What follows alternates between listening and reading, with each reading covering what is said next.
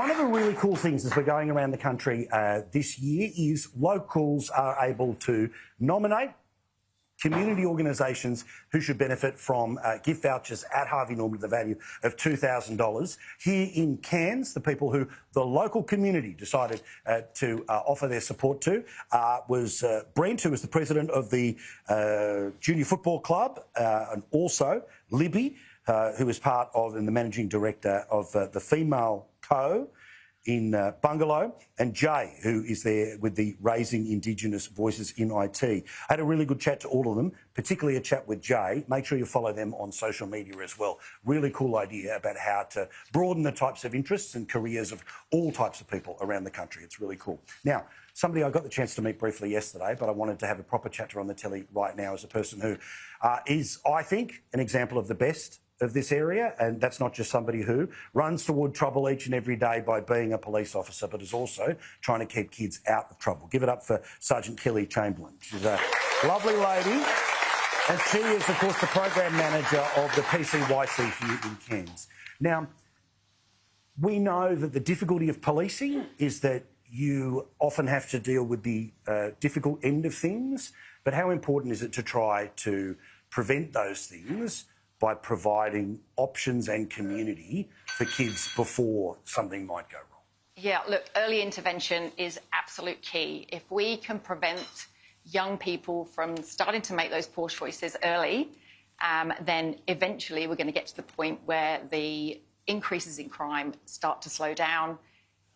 We all know it's never, ever going to completely stop, but what we want is obviously this epidemic that's going through the whole of Australia, not just Cairns, to slow down significantly. And the only way is through early intervention, starting younger and younger.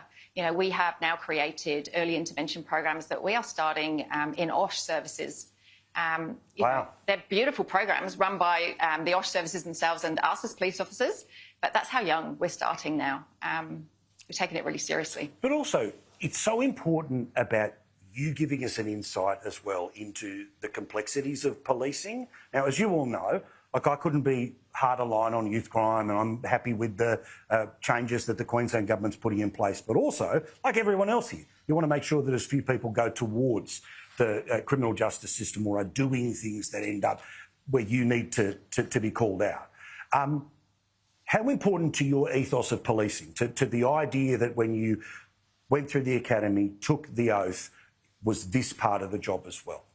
Oh, look, probably when you very, very first join the police, you don't think that deeply about the individual people that you're going to affect. I think most police officers can probably put their hand on their heart and say they joined because they wanted to help people. It's the old cliche, but most of us absolutely did join to help people.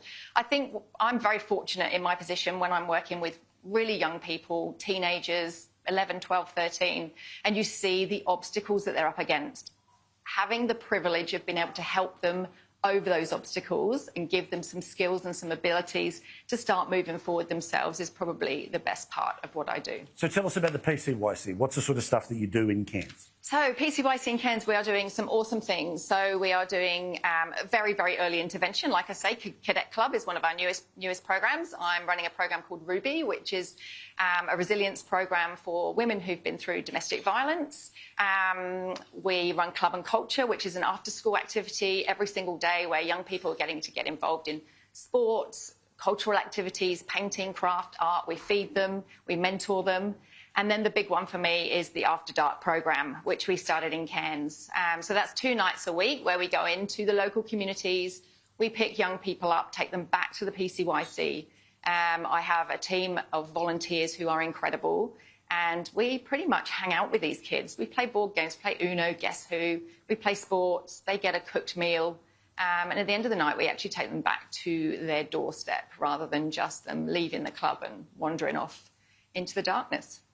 Have you seen a positive impact, particularly of the After Dark stuff? What's the type of stuff that you've seen? Again, we're not going to talk about individuals, but what are the types of things that you've seen that have been the positives? Yeah, look, the general change, I've been running After Dark now for about 19 months.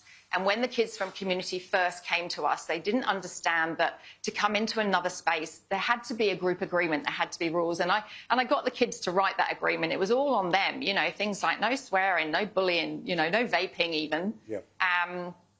it took them quite a long time to understand that my 3-strike rule was really serious.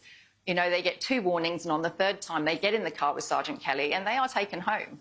We only had to probably do it a few times with different kids, and then they then realised, and they actually pull each other up now. So that's one of the biggest changes for me is, not having the behaviours to deal with like we did early on. They are starting to show respect. They're starting to have respect for themselves, which is probably the most important thing. Yesterday at Harvey Norman, when we had the chance to have the conversation, you're running a sausage sizzle, right? Did my best to donate to it. But obviously, what does a couple of $100 do for the program? Just you can get a bit out of a little, right? 100%. Every single cent counts to us. We are feeding these kids every night. Only last week I had a young person who was excluded from school because she didn't have shoes. You know, I had another young girl who doesn't have access to sanitary items or shower gel because she's couch surfing. You know, all of those little bits of money that come our way go such a long way in our space and what we do. All right, so if a couple of $100 will go okay, I'm very pleased to say that sitting in the front right now from Harvey Norman here in Cairns is Brent Wall, and they have given a grant to the PCYC in Cairns from the Cairns Harvey Norman of $20,000. Amazing. Congratulations. Thank you so much. So what can be done with this money? Thank you so much. Oh, look, this is a huge amount of money. What we're really trying to focus on is the future of what we're doing, trying to increase the amount of young people that can come into our program that we can affect. We can't do that on our own. We need better transport. We need more people on board. We need more volunteers. So, look, $20,000 will go such a long way. And we are so grateful. As Mayor Amy said, this community is so supportive of what we are trying to achieve. So we're very, very grateful. Well, this is the thing. It's the local store supporting the local community, the local version of the PCYC.